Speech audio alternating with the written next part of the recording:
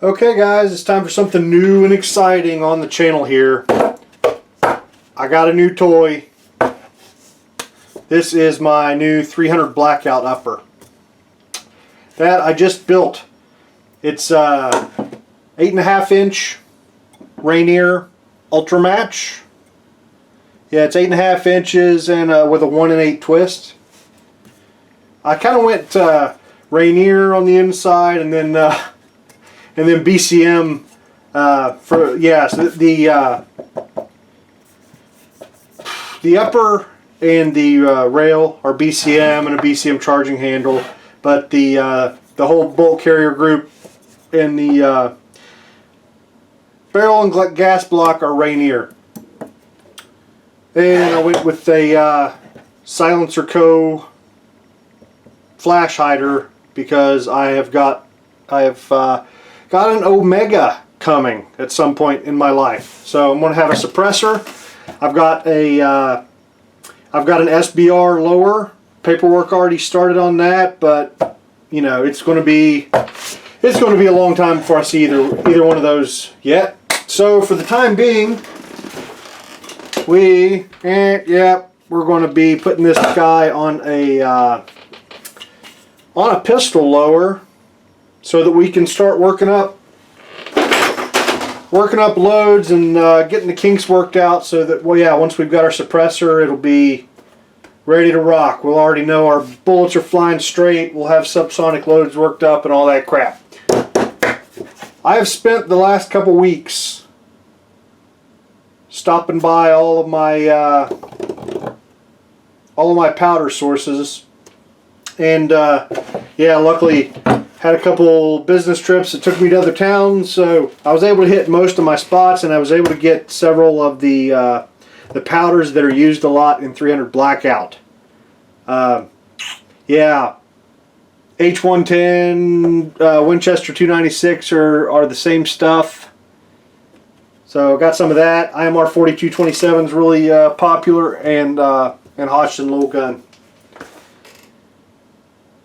So it's the 410 / Magnum handgun powders are actually what gets used. I was also able to get some bullets. These Barnes TAC TXs, I think they seem to be known as the black tips. These are 110 grain.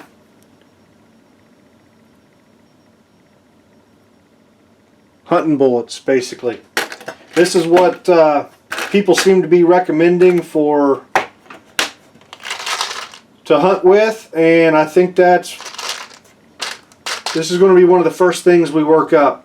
We're going to work up a load for max velocity, supersonic, hunting type ammo with the Barnes 110 grains. Stupid things are just ridiculously expensive. Midway has them on clearance right now, so I was able to get them for 50 cents a bullet, and that's a good deal, believe it or not. So for some of my initial function testing before we were worrying about accuracy or stuff, just kind of making sure that the mechanics of the gun are working, be shooting some 150 grain Hornady interlocks that are nice and cheap. So with dies, I bought 2 sets of dies. So once I've got my suppressor, I'm going to be shooting this guy subsonics out of this guy a whole bunch. So the cheap bullets for subsonic use are coming from hang on. Okay, it was Palmetto projectiles. The other one's got the cheap polymer coated lead bullets available that a lot of people are using for 300 Blackout. Well, one of his little blog postings, whatever, they talk about in their testing, the best combination they found for seating those bullets really well was one of the Forster ultra micrometer seating dies, which I've got one for 308, and I've already used it. It's been great so far. And they said this. Apparently, those bullets, it fits. The seating stem fits them nice, and it's able to seat them really well with minimal run out.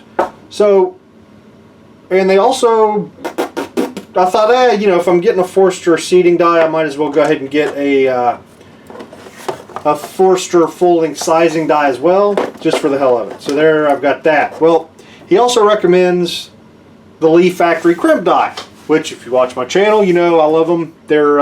I'm a huge fan of them. So I was going to go ahead and get one of those, and it was like 12 bucks. Well, the entire 300 Blackout die set was only 30. So I thought, why not? I'll just go ahead and buy the entire Lee set, so I can put these guys against one another and let my YouTube viewers know. So yeah, plenty of dies to play with, and that's all going to be coming. Plenty of powder to play with. Today we're just going to play with Winchester 296. I mentioned these bullets. They are crazy expensive, right? 50 cents or so a piece. So, hoping they'll shoot well. Worth every penny if it makes for a nice hunting load. I went ahead and weight sorted these just to see what 50 cents a bullet got you. So, let's have a look at that. So this is the weight dispersion on a complete box. Over 110 grain TAC TX bullets. Pretty freaking outstanding. You can see the vast majority are right on the money at 110. And yeah, two little guys down here at 109.7 and one little guy up here at 110.2. Really, really good. So I'm not going to worry about sorting these at all or worrying about it. I'm just going to open the box and pick them because they are incredibly consistent. Yeah, so 50 cents buys you some pretty damn good consistency, right? Okay, that's bullets. Tell you what, yeah, I don't know how the hell to split up these freaking videos. Let's just do brass. Here in this first video. And if you're new to the 300 Blackout world, you can take your 5.56 brass and convert it over to be work with 300 Blackout. So what I've done is I went ahead and grabbed 50 pieces of matching head stamps. These are all Lake City 2014 head stamps. These are all twice fired. They were fired once as factory ammo. I prepped and reloaded them for 5.56 and shot them, and now here they are. So, like the military crimp, if you're not already familiar with military brass, they have crimped in primers when you first get them. So there's a process to remove that factory crimp. We're not going to cover that here. I've already removed the crimp in these. So if you need to know about that, there's plenty of info on my channel in other videos. And I think one thing I didn't mention is what appeals to me about this cartridge, right? I think 300 Blackout is getting a bunch of people into reloading, and I think that's awesome. And I consider 300 Blackout to be the perfect reloading cartridge. There's tons of stuff you can do, especially if you if you're looking to shoot subsonic and suppressed, and there's just a wide range of different loads you can work up. And also, I mean, honestly, this apparently it's not a terribly inherently accurate cartridge, right? So even if our ammo shoots like shit, we've got that excuse of, well, it's 300 Blackout. Yeah, 3-inch groups, that's fine. It's 300 Blackout. So we've got built-in excuses. We've got tons of different stuff we can try and play with the cartridge. We've got easily convertible brass that is laying around everywhere.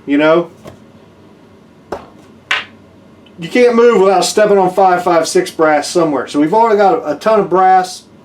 So that's what drew me to the cartridge, and that's why I want to start working on it. And as I work on it, as I get myself comfortable, I'm thinking I'll probably do another, you know, maybe reloading 300 Blackout on the cheap type of thing. Because I've played around a little bit. I'm thinking, stand by. There it is. You guys remember this press? Did I get it in the shot? Yeah, there it is. Yeah. From my 9mm beginner.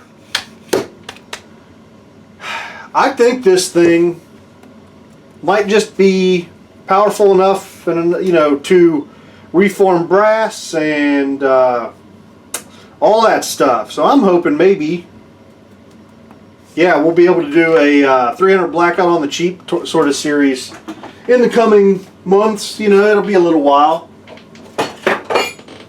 but eventually.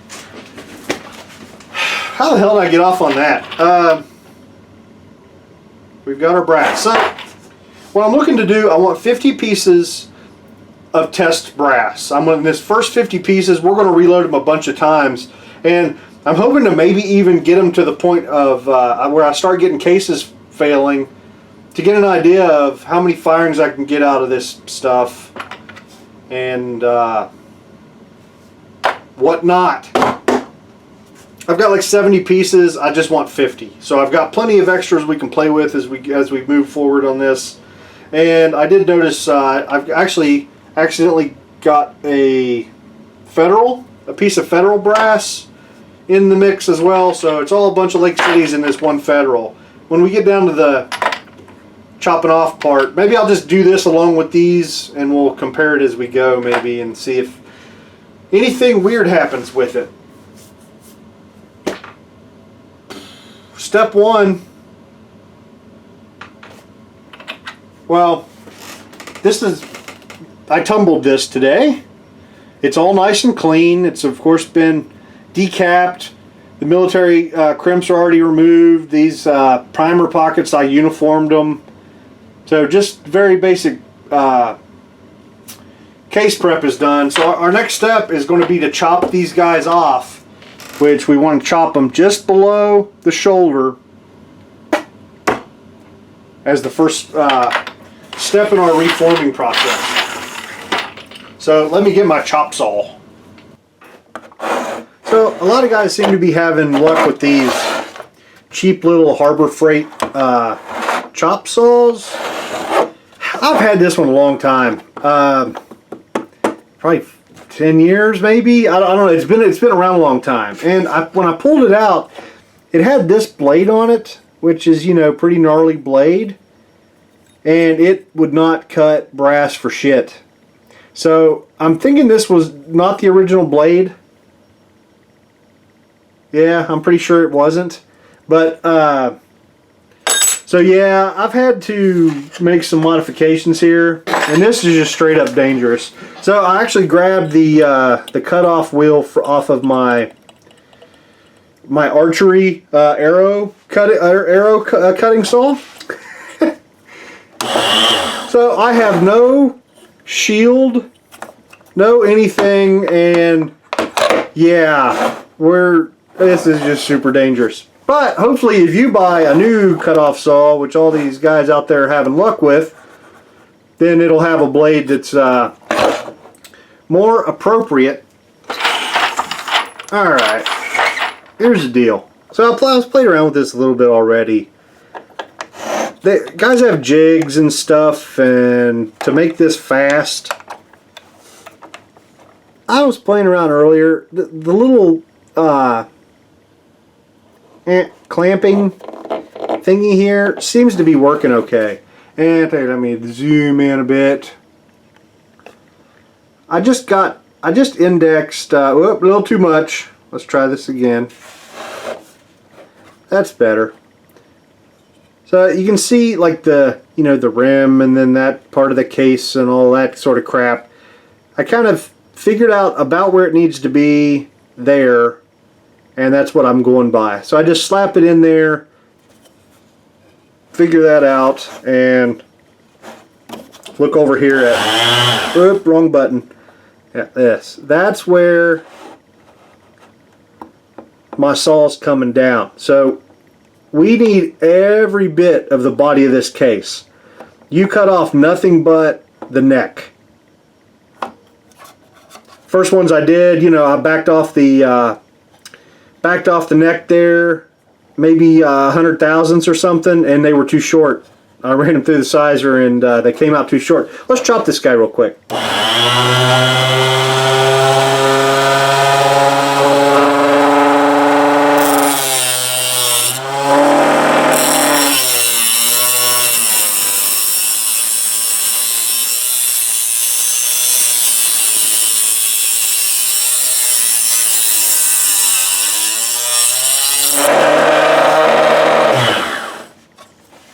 Okay, let's zoom out a little bit, shall we? That's better. So, pop this out and you can see it has got a gnarly burr on it.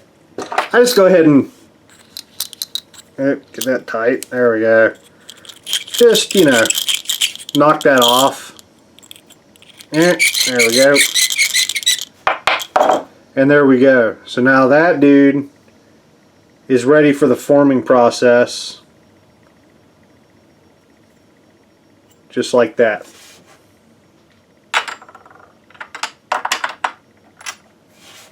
Do another here.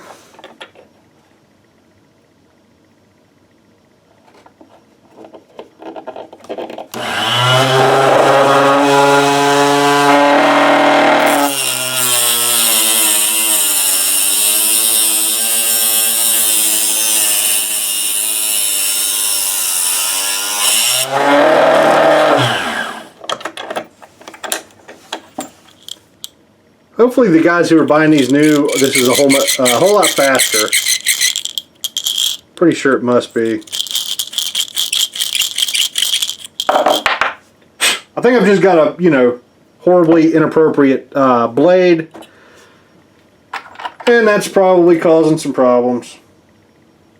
Now, just so you can see, these are freaking gnarly. You know, they're not square.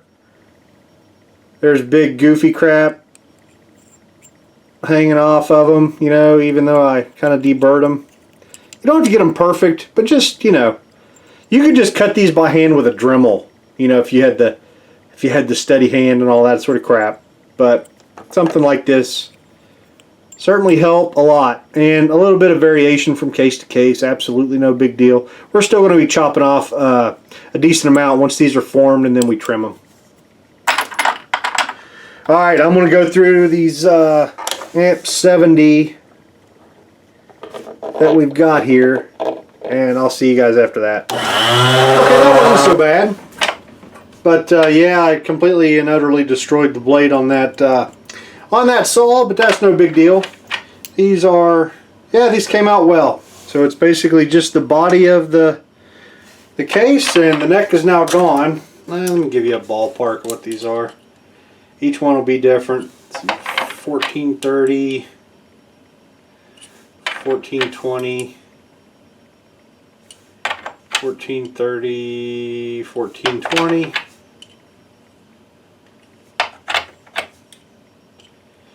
Alright, let's call it 1425-ish. Somewhere in that general ballpark. I just lost my Federal case. There it is.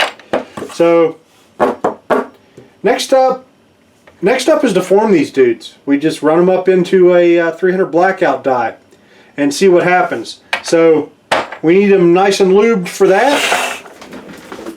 So what I'm going to use, excuse me, yeah, as lube is just the Dillon case lubricant.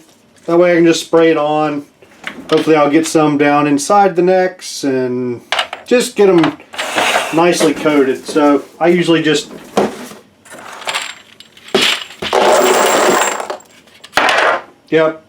use a cardboard box. Alright, I'll see you guys after this dries. Okay, this is when the magic happens. we've got our chopped pieces, and they're lubed up and ready to rock. This loading, I think we're just going to go ahead and use the Lee die. I used them both in some testing earlier, and mic'd some cases through both of them, and they all looked fine on the calipers as far as I could tell. You know, they seemed to match the specs and all that sort of crap. One of them had the case neck was about 1/1000 larger than the other, but no, I can't remember which one was which, but I think we'll be okay. So I just took that down until it touched. I didn't go any further. I didn't want it to, you know, I don't want to cam this thing over really hard or anything like that. I'm actually going to be sizing twice before we ever actually load. Once now to form it, and then we're going to trim, and then I don't know what the hell we do. Yeah, we'll probably anneal. We'll size again, trim again. So yeah, for this first one I just went down and touched the shell holder. So that next sizing we're going to be bumping the shoulder back a couple more thousandths most likely, but this will be good. So it just goes in up into the die and out.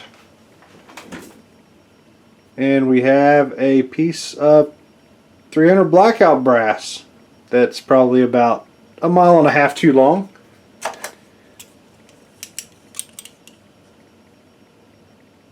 .428. Yeah, trim length is, I should already have that memorized. 1.358. So yeah, going to be a lot of brass getting trimmed off that guy.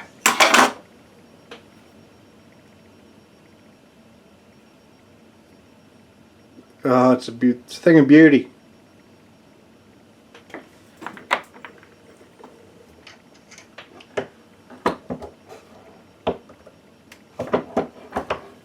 Surprisingly little, you know, work going on here with the press. I mean, it doesn't seem to take all that much effort at all. No more than normal resizing operations, to be honest.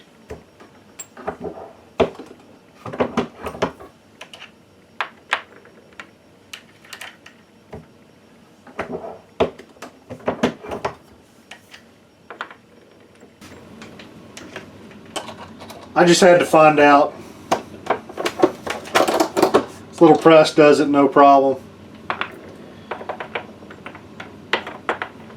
Actually, I don't even have front screws in it. I just put a screw in the back there, and yep, it goes up in there absolutely no problem. Comes out. This is no big deal for this little press.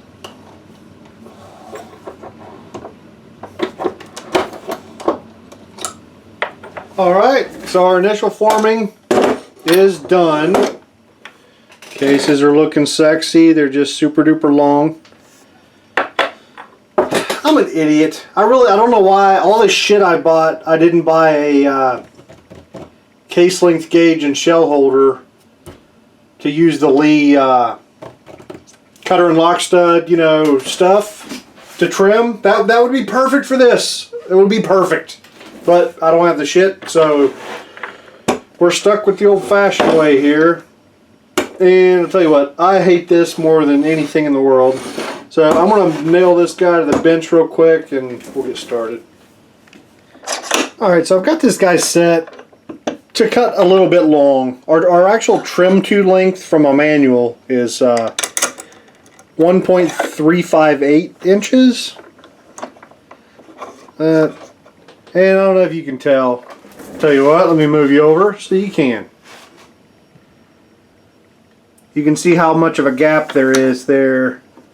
That's the amount that needs cut off of this case.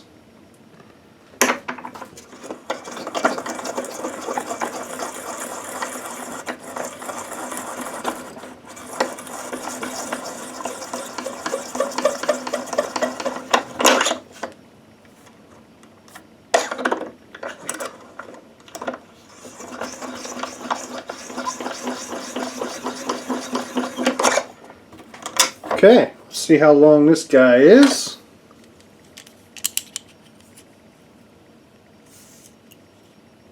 .366. Our trim to length is 1.358, so this is perfect. This is 8 thousandths long. And what I'm going to go ahead and do, what I do it? There it is. Yeah. Clean these guys up just a touch. There it is. That is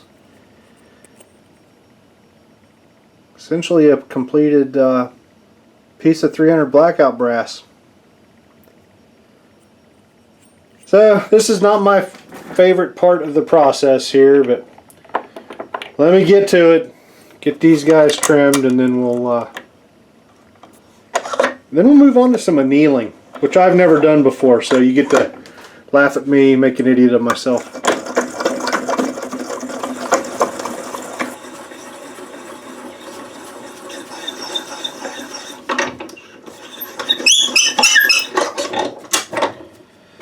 Alright, so I've got myself a pretty impressive pile of brass here. So, definitely learned my first big lesson. I have to get, you know, a jig or something to, whenever I'm trimming these dudes with the, what am I wearing this glove for? When I'm wearing the, Alright, let's reset there. Good grief. So, yeah, so whenever I'm trimming these guys with the chop saw or whatever method I end up doing, I need to be able to cut them pretty precisely because, I don't know, 1/10 of an inch, I was probably mowing off of each one of these dudes, and it was pretty labor intensive. But good thing, you know, all this crap just needs done once, so give myself 50 nice pieces of brass. That'll probably do pretty well. So, okay, next up, I'm going to anneal these guys. Man, I've read more crap on annealing. I've watched videos. The only thing, you know, everybody thinks everybody else does it wrong. So, I'm probably going to do it very wrong. I'm probably going to destroy the brass. I don't know. We'll see. I'm probably going to err on the safe side with, you know, shorter heat, and I'll probably end up doing nothing. It's kind of it's not like I'm going to anneal a little bit. You either do or you don't, and if you go too far, you're in big trouble. So yeah, I don't know. We'll see how it goes. I'll just frickin' give it a try. Let me get resituated and we'll move right on to that. Alright, so here's what I'm going to do. I did some playing around earlier with propane, and this is MAP gas. So I got better results, or at least I think I got better results with the MAP gas. What I was doing was taking this little guy right here, which is 3/8, just like a 3/8 driver, and this fits in there pretty well. And then spins really well. So I'll tell you what, we'll start out. We'll sacrifice 4 cases, and I'll do a couple different, you know, lengths of time in the flame. Maybe like a 2, 4, 6, and 8 seconds maybe. Just kind of my own little internal chronometer sort of count thing. So let's see what happens here. I do have a bucket of water, did I tell you that? So as soon as I bring them out of the flame, I'll drop it down into the bucket of water just to cool things off. So yeah, let's do these first 4. And let's see if I can get this. There we go.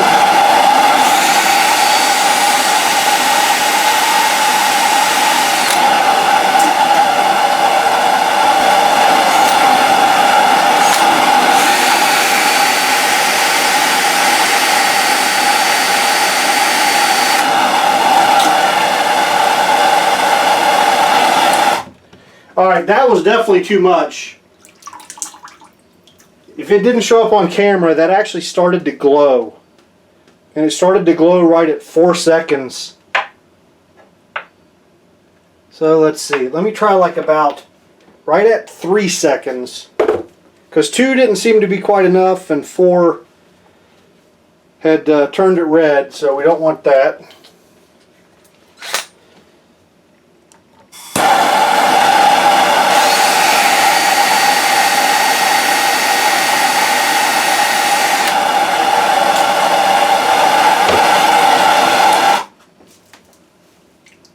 Okay.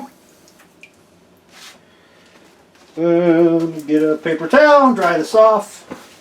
I think that's going to be it right there. That one seemed okay.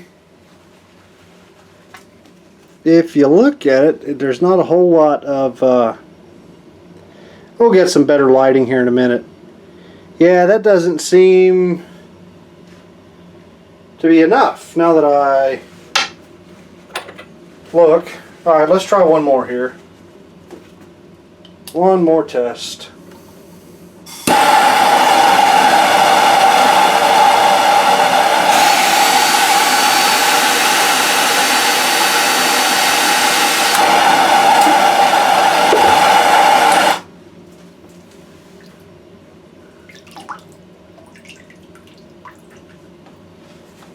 I saw this one. That's what everybody seems to say. Conclusion everybody comes to is like once you get an idea for what it's supposed to look like, you'll recognize it. And that one, still not much. Yeah, we can't see crap. Look here. All right, I'm gonna try maybe just a touch longer than the ones I was doing a second ago, and we'll see. And maybe I'll go a little farther out.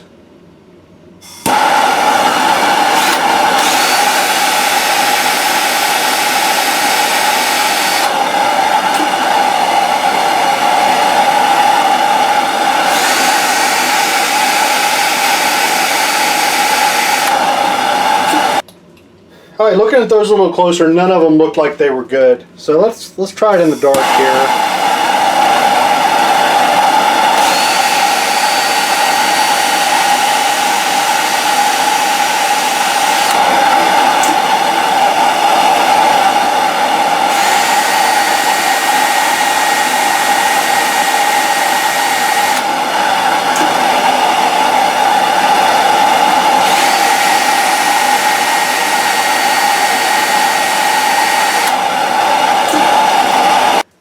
So I'm not quite getting the color change I was expecting, but yeah, I think worst case scenario I'm doing nothing, or not doing any good. So I think that's pretty close. I might try and stretch it just a little bit longer, but alright, I'm going to buzz through them here.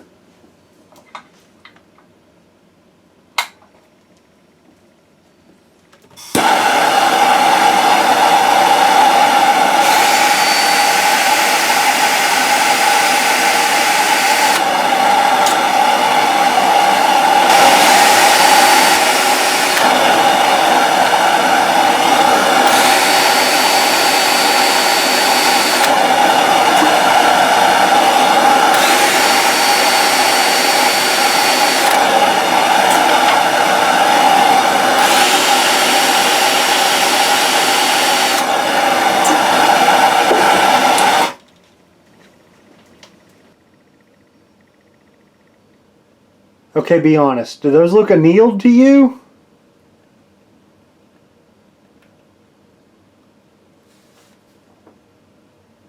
I'm not sure if I did anything. I'm thinking I didn't do anything.